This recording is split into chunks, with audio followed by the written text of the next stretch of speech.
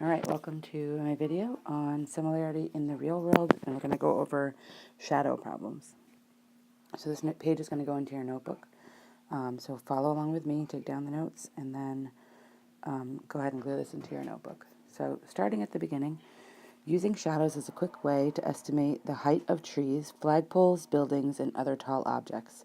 To begin, pick an object whose height may be impractical to measure, and then measure the height of the shadow your object casts. Also measure the shadow cast at the same time of day by a yardstick or some other object of known height, standing straight up on the ground.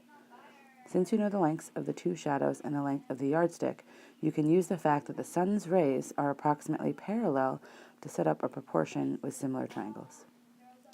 So if you think of the sun coming down this way, and the ray is this part of the triangle, and then this part is also a ray of the triangle, those two lines would be parallel, which that would mean that this angle here and this angle here and the top of the triangle would have to be congruent because they're corresponding angles. It would also mean that this angle down here with the ground on both of the triangles would be corresponding angles as well, and then by angle we can say these triangles would be similar. We also know if this is a height that this angle is a 90-degree angle. So we actually can show that all three angles match in both triangles. So that allows us to say if I know I don't know the height of this one, but I know its shadow, I can make a ratio. If I know the height of this one and I also know its shadow, I can make a ratio on this side. So the only thing I won't know is the numerator here, and then I can just cross multiply and solve. So our example says, on a sunny day, Michelle and Nancy noticed that their shadows were different lengths. Nancy measured Michelle's shadow and found that it was 96 inches long. Michelle then measured Nancy's shadow and found that it was 102 inches long. Who do you think is taller, Nancy or Michelle, and why? Go ahead and pause for a second, write down an answer, and then come back to us to see if you're correct. So who do you think is taller, Nancy or Michelle? Well, here I have Michelle's shadow is 96 inches long, and Nancy's shadow is 102 inches long. So, since Nancy has a longer shadow, Nancy will be taller. So Nancy is taller because she has a longer shadow.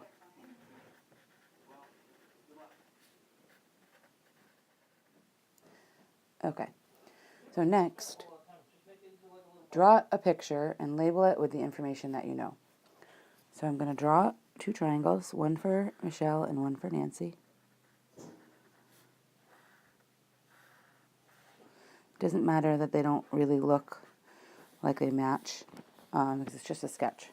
So Michelle has a 96-inch shadow and Nancy has a 102-inch shadow, and I don't know either of their heights. So that's what I've got so far. In the next part, if Michelle is 5 feet 4 inches tall, how tall is Nancy? So, first of all, I'm going to redraw this picture real quick,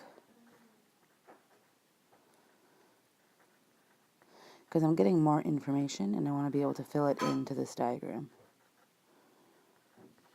I have that Michelle is 5 feet and 4 inches. I know that 1 foot equals 12 inches. So I'm going to want to convert that 5 feet into inches so that my whole measurement is in inches because my shadows are all in inches. So I know that 12 inches times 5 feet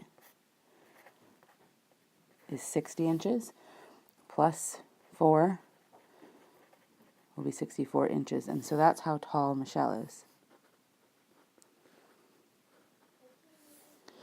And so I want to know how tall Nancy is. I'm going to put an X there. So I can set up a proportion now to say that Michelle's height, which is 64, over her shadow, which is 96, should be in the same proportion as Nancy's height, which I don't know, over her shadow, which is 102. So from here, I can do my cross multiplication and figure out how tall Nancy is.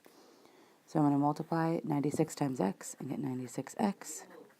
And then I got to do 64 times 102. Let me grab my calculator. All right, 64 times 102 is 6,528. Then I'm going to divide both sides by 96. Type that into the calculator. I get x equals 68 inches. So Nancy is 68 inches tall.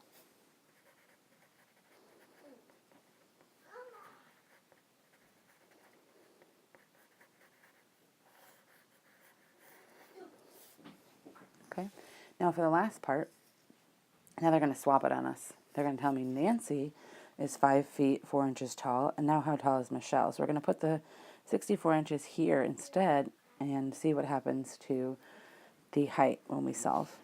So I redraw my triangles quick. I got an X here now because I don't know how tall Michelle is, but her shadow is still 96 inches. And I'm going to put the 64 here on Nancy's height, and her shadow is 102 inches. And so now my proportion will say x over 96 equals 64 over 102. This side is Michelle, this side is Nancy. So when I do my cross multiplying, 64 times 96 is going to be 6,144 equals 102x from this side. Divide both sides by 102. And x equals 60.24. So Michelle is 60.24 inches tall. It is important, since we're doing criterion D, that you make a statement like this at the end to show what your number is that you calculated and to make sure you're giving it some context, some context in the problem. So it's a height, so we want to make sure we're giving it a label of inches and say that it belongs to Michelle and say tall because that's talking about a height. You could say something like the height of Michelle is 60.24 inches.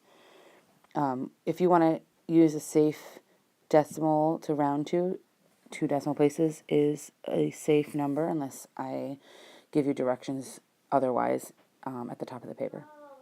So this is an example of a shadow problem. There are some other types of problems that we're going to practice for criterion D, but this is the beginning. So figuring out how to set up the triangles, take the information that they give you and put it where it belongs, and then after that you know how to set up the proportions and solve them. So that should be fairly easy. It's going to be setting up the problem that's a little bit different just because it's a real world problem and you have to take the information out of there in order to get started. So go ahead and make sure that's all on your paper and go ahead and glue that into your notebook and let me know if you have any questions. Thanks for watching.